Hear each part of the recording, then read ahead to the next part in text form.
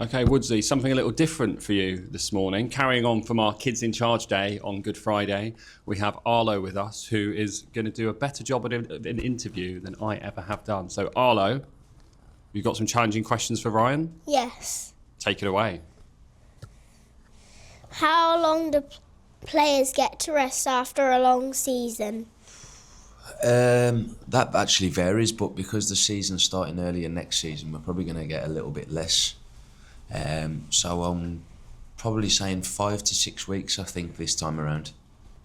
Do you play any other sport during the break to keep fit? I try to, yeah. I try to play golf if I can. I'm not very good.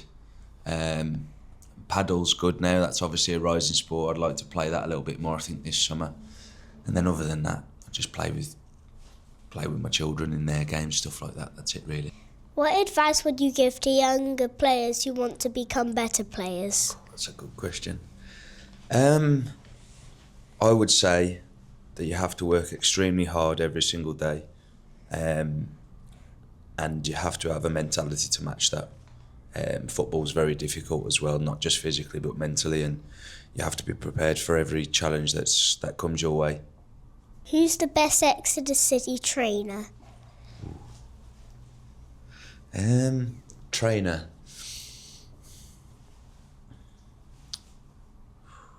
What's a tough one? Someone who works hard every day in training. I think I'm going to go for Imi Niskanen. I think because we all know what he's like as a person. It's very infectious with the way he is as well as a person in the gym and on the training pitch, and you know 100% he's going to give you his all every single day. Would you like to be a coach when you stop playing? I think so, yeah. Football's all I've ever really known, even from your age. So I think yeah, I'll probably stay in the game. What is Gary like as a manager? Be honest. He's very good. I think I said when I signed here at the start of the season that tactically I think he's probably one of the best that I've actually worked for in terms of tweaking things here and there, and you know, obviously like the philosophy and style of play and things like that. Yeah, he's a good manager, and I think this season we can probably be, if we're going to be honest, a little bit disappointed with where we're actually at this stage, because we all wanted to be obviously achieve a little bit more. But all in all, I think, you know, we have stats lying around the hallway and the dressing room and things like that. We've actually won as many games this year as we did last year. That's including obviously the FA Cup, which we had a really good run on. And we're looking to finish the season as strong as possible, so hopefully we can win more games than last season. Gary, can you tell us the injury updates for Saturday's game? I can. The injury updates are, for a change, everyone's got through the game on Saturday okay. So everyone will train today, but we still have some long-term injury problems. I'll just name a few of them. Pierce Sweeney, Josh McGuinness, Dimitri Mitchell, Ryan Trevitt, the list goes on. So yeah, but no new injuries, no fresh injuries from Monday. How do you feel this season has gone for the team? I think the season has been good. We always want to try and keep making improvements at Exeter.